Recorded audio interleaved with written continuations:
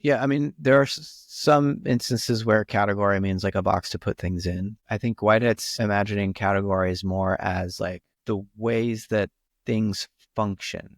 So it's like a category is an account of the function that, together with other functions, can help elucidate our concrete experience in some way. And so it's not just a box to put things in.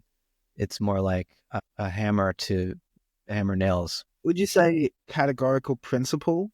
Because I think that seems like a reasonable characterization of a lot of the assertions that appear in that section. The thing, again, I find confusing is not all of them are related to what I would normally think of as explanation, but certainly there are a set of principles that I can see playing a constitutive role in, say, the formative processes that are at play in the world. Yeah, I mean, with the categories of explanation, it's like these are a result of him trying to carefully think through the process of concrescence and to understand, what makes logical sense. How do I avoid any contradictions in my reasoning? How do I make sure that all of this is coherent, that there aren't, ideas whose definitions are arbitrary, but that there's a kind of systematic interlinking of how these various terms are defined, like actual occasions and eternal objects are defined in terms of one another, which is what he would mean by coherence. Mm-hmm. And also, these categories of explanation are meant to be not just logically sound, but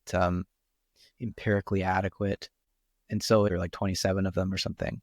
There could have been more, there could have been less. I think he's trying to signal to us that this is an open-ended process of speculative inquiry. It's a kind of speculative empiricism, and that we should continue to refine these categories. And actually, 3/4 of the way through the book, he decides abruptly to abolish one of the categories of existence. And so I guess I haven't got to that part yet.